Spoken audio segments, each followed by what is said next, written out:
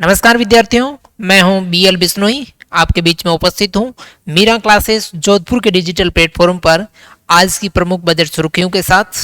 Rajasthan budget 2023-2024 मुख्यमंत्री श्री अशोक गहलोत के द्वारा आज विधानसभा में प्रस्तुत किया गया। इसी बजट की प्रमुख सुर्खियों को लेकर के सुपर 30 की हेडी के साथ मैं आपके बीच में उपस्थित हूं। आशा करूंगा कि राजस्थान की और विभिन्न प्रतियोगी परीक्षाओं में आपके लिए इस बजट की सुर्खियों में से जितने सवाल आते हैं उनको कवर करेंगे। जी हाँ, बिल्कुल ऐसे बहुत सारे वीडियोस भी आपको मिल जाएंगे यूट्यूब पर, जहां पर आप लोग बजट को मुख्यमंत्री ने जितने समय तक प्रस्तुत किया था उससे दोगुने समय के वीडियोस भी मिल जाएंगे।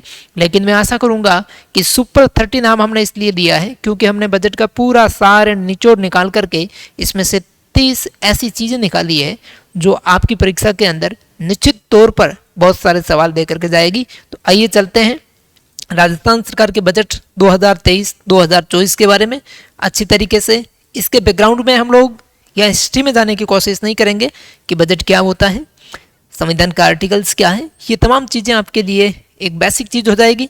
लेकिन हम सीधा बिना किसी समय खराबी के सुपर 30 की तरफ चलते हैं। सबसे बड़ी बात राजस्थान के बजट को लेकर के यदि हम करें तो ये जो आज का बजट था मुख्यमंत्री श्री गहलोत के द्वारा जो प्रस्तुत किया गया था, ये युवा और रोजगार पर फोकस किया गया था। इनको समर्पित बजट माना गया है। तो एक मोटा सवाल आपकी परीक्षा में इस तरीके का कोई कंसेप्ट को लेकर के आए तो ये भी आ सकता है। इसके साथ साथ में इस बजट की जो प्रमुख थीम आप मान सकते हैं, इन्होंने सुपर 30 वाले में हमने शामिल किया राजस्थान बजट के लिए बचत, राहत और बढ़त। ये 3 शब्द आपको मामूली याद रखने हैं, कोई इतना ज़्यादा डीपली जाने की ज़रूरत नहीं है। केवल एडमिनिस्ट्रेटिव सर्विसेज के मुख्य परीक्षा को संदर्भ में यदि आप लोग इस पे कुछ चीज़ें लिखनी चाहें तो अलग चीज़ है। वनडे एग्जामिनेशन में, कॉम्पिटिशन एग्जामिनेशन में आपको ये ध्यान रखना है कि इसका जो मुख्य थीम था वो बचत पे।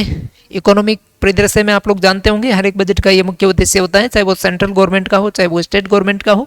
इसके साथ साथ में कुछ राहत भी प्रदान की गई है, तो कुछ इंक्रीज जीडीपी की, जीएसडीपी की मान सकते हैं, ग्रॉस स्टेट डोमेस्टिक प्रोडक्शन की मान सकते हैं।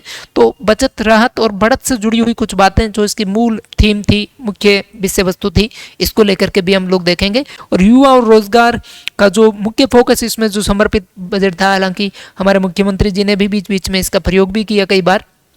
आइए लेकर के चलते हैं सुपर 30 का पहला इश्यू।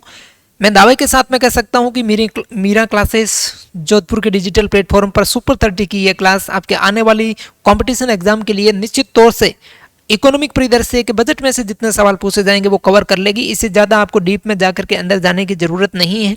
आप जितना अंदर जाएंगे उतना ज़्यादा फंसेंगे, इसलिए सुपर 30 पर फोकस करिएगा। निश्चित तौर से आपके परीक्षा के सारे क्वेश्चन है वो कवर हो जाएंगे। सबसे पहले युवा और रोजगार को समर्पित बजट था, तो हम सबसे पहले युवा और रोजगार की प्रमुख योजनाओं से शुरू करेंगे। हालांकि मुख्यमंत्री जी ने अपने बजट के अंदर इसका समावेश या इसका स्टार्टिंग या बीच में या अंत में कहां पर लिया ये अलग बात है, लेकिन हम लोग युवा और रोजगार से शुरू कर रहे हैं।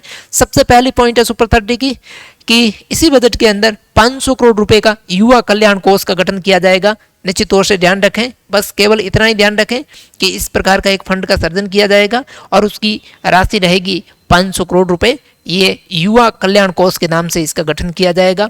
उसके पश्चात मैं आपको पहले भी कह चुका हूं कि हम बिल्कुल संक्षिप्त दृष्टि से एकदम सरसरी नज़र से पूरा बजट समझने की कोशिश करेंगे और मैं आशा करूंगा कि ये वीडियो आपके लिए बहुत ही फायदेमंद साबित हो।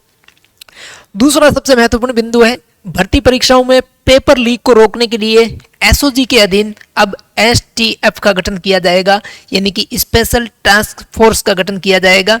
मेहनतकश विद्यार्थियों के लिए एक बहुत ही अच्छी खुशखबरी है कि अब तक के जो पेपर माफिया पेपर लीक करके विद्यार्थियों के हितों को प्रभावित कर रहे थे, वो अब मेहनतकश विद्यार्थी के लिए मुख्यमंत्री गहलोत सरकार एसओजी के अधीन ही एसटीएफ का गठन करके आ रही है। इसके लिए भी कुछ बजट सर्जित किया गया है और ये आधुनिक सुविधाओं से सुसज्जित होगी और पेपर लीक और इससे जुड़ी हुई तमाम गतिविधियों पर अंकुश लगाने के लिए एडवांस रूप से काम करेगी। एसटीएफ का गठन किया जाएगा। ये सबसे बड़ी खुशखबरी है उन बेरोजगारों के लिए, क्योंकि पिछले कई समय से आप लोग ऐसी कई न्यूज़ देख रहे थे इस सरकार के कार्यकाल में पेपर लीक के प्रमुख घटनाक्रम को लेकर के। तो ये एसटीएफ का गठन गवर्नमेंट के द्वारा किया जाएगा। सबसे बड़ी खुशखबरी विद्यार्थियों के हितों के लिए। 250 करोड़ की लागत से हर जिले में ऑनलाइन परीक्षा केंद्र भी खोले जाएंगे। ये भी हमारे सम्माननीय मुख्यमंत्री जी के द्वारा घोषणा की गई थी। और वन टाइम रजिस्ट्रेशन के पश्चात भर्ती परीक्षाओं के लिए किसी भी प्रकार की कोई फीस नहीं दी जाएगी, यानी कि निःशुल्क रूप से भर्ती परीक्षाओं के लिए फॉर्म भर सकते हैं वन टाइम रजिस्ट्रेशन के पश्चात। ये भी इसी बजट के अंदर घोषणा की गई थी। महज कुछ सुर्खियों को हम लोग इंपॉर्टेंट देखते हुए चल रहे हैं, जहां डिस्कस करने की जरूरत पड़ेगी उनको हम लोग डिस्कस भी करेंगे, लेकिन ज़्यादा अंदर जाकर के कचरा पढ़ने की जरूरत नहीं है। आप लोग केवल और केवल क्रीम चीज को उठाइएगा, उन पे फोकस करिएगा और अपने एग्जामिनेशन के लिए आगे बढ़िएगा।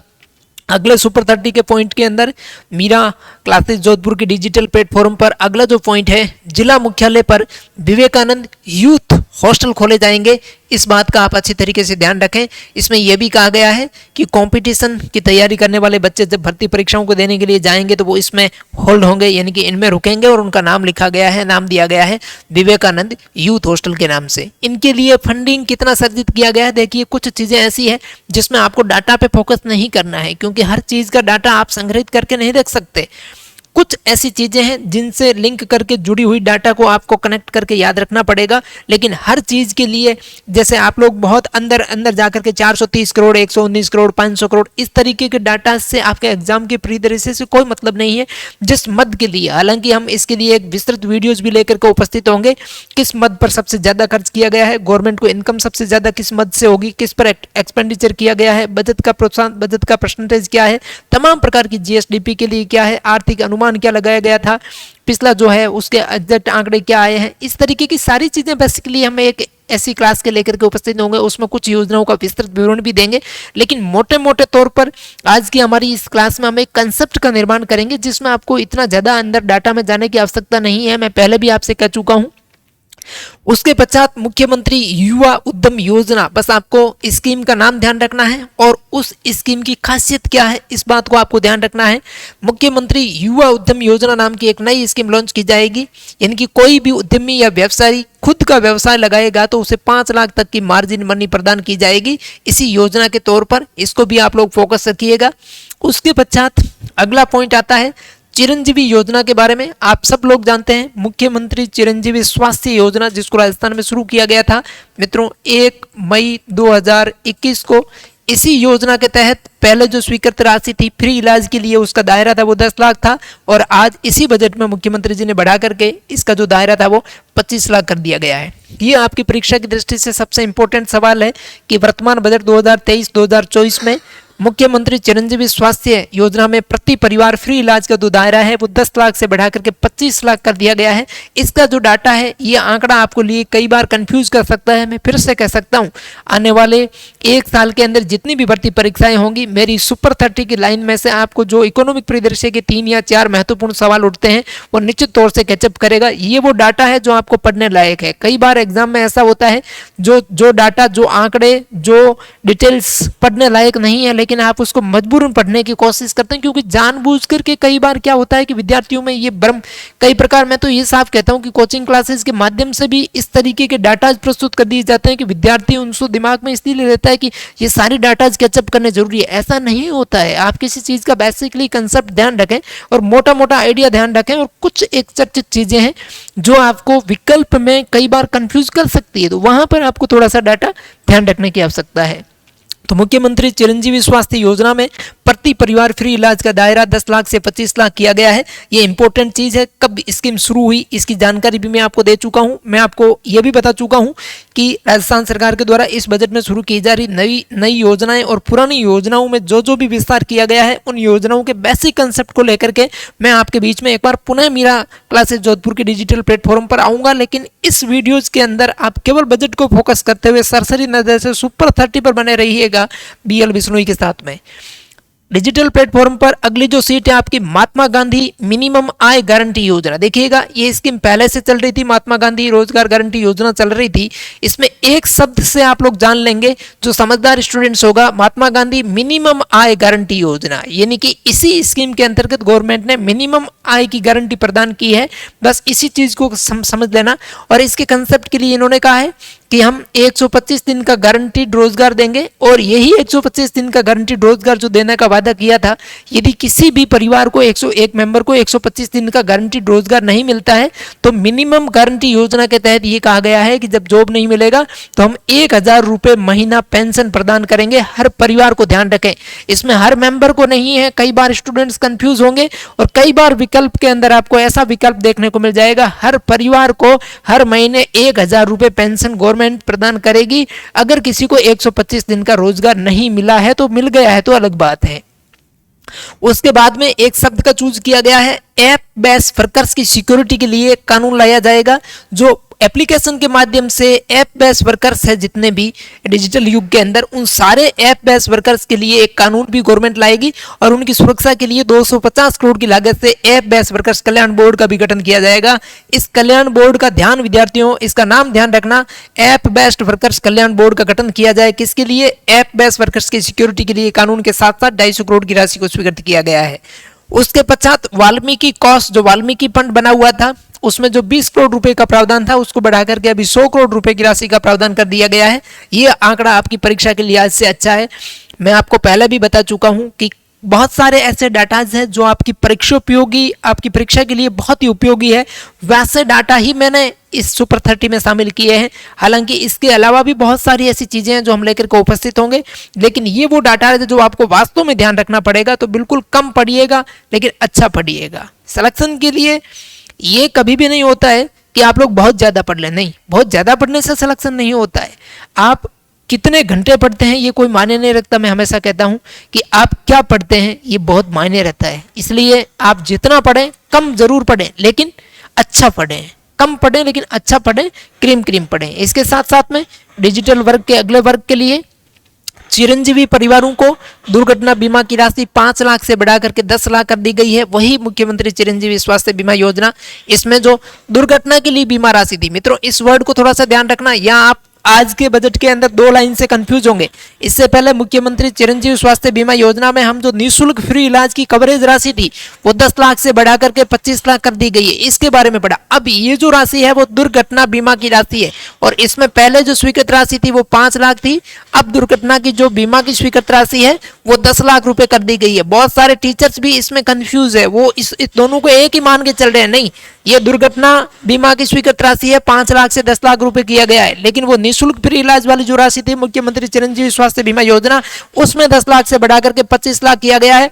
इस कंफ्यूजन को ध्यान रखें, ऐसे ही विकल्प कंफ्यूज बनाएंगे आपको परीक्षा के अंदर।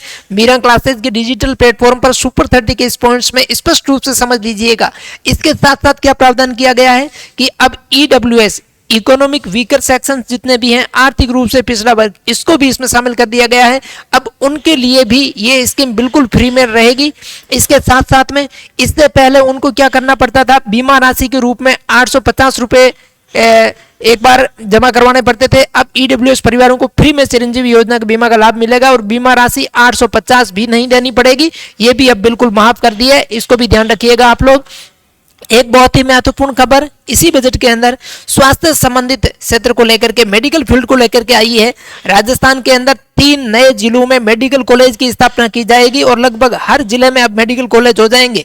तो ये सीधा सवाल आ सकता है कि निम्न में से किन 3 जिलों में इसी बजट के अंदर नए मेडिकल कॉलेज की स्थापना की घोषणा की गई है।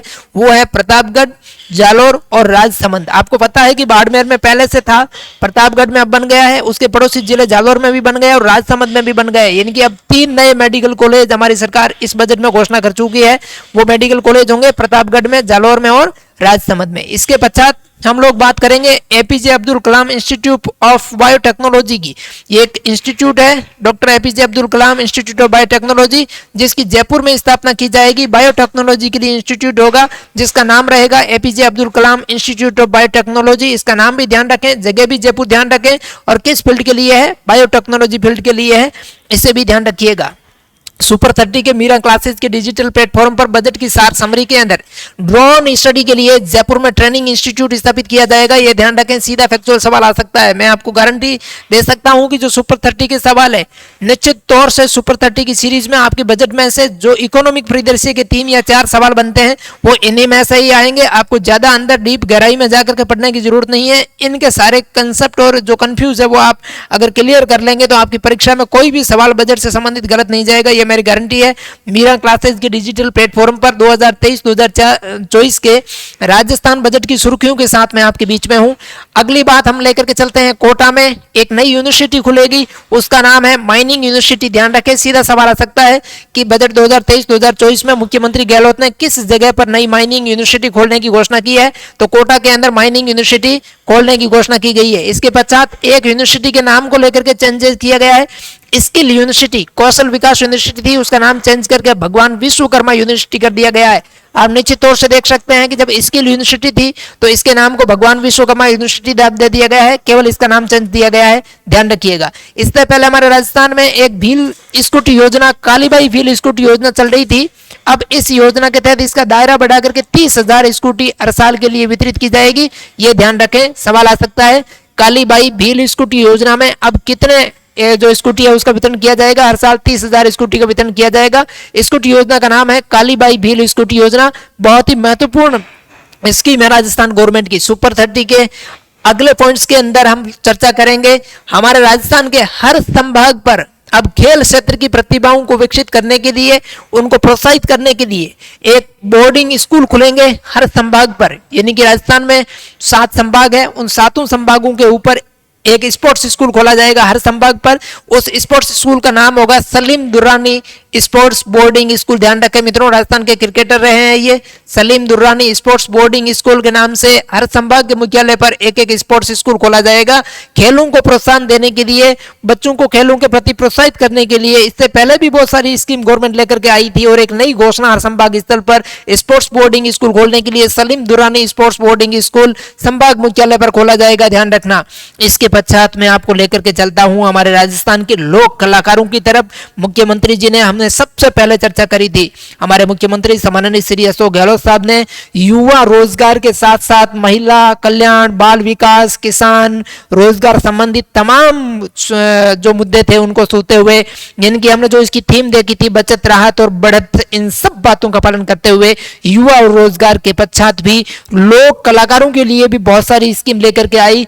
उसमें लोक कलाकार योजना, मुख्यमंत्री लोक कलाकार योजना, इस नाम की एक नई योजना शुरू की जाएगी। उसमें होगा क्या, अगर ऐसा कोई परीक्षा में सवाल आएगा तो पूछेगा हाल ही के बजट 2023-2024 में राज्य सरकार के द्वारा घोषित मुख्यमंत्री लोक कलाकार योजना की प्रमुख विशेषता है। तो इसकी 1-2 आप विशेषता ध्यान रखिएगा। एक तो इसकी बहुत शानदार विशेषता है कि अब कोई भी लोक कलाकार होगा उसको 100 दिन तक सरकार कम से कम काम प्रोवाइड करवाएगी लोक कला के फील्ड का। ऐसा नहीं कि कोई लोक कला के फील्ड का कोई कलाकार है उसको कोई अन्य रोजगार दे दिया जाएगा, नहीं, उसको उसके क्षेत्र का संबंधित फील्ड के लोक कला के फील्ड का 1 साल के अंदर कम से कम 100 दिन तक सरकार उसको काम मुहैया करेगी। इसके साथ साथ में कुछ राशि उसको सहायता भी प्रदान करेगी और वो राशि होगी मित्रों वाद्य यंत्र खरीदने के लिए। ध्यान रखें आप लोग, वाद्य यंत्र खरीदने के लिए सहायता राशि के रूप में उनको राशि उपलब्ध करवाई जाएगी।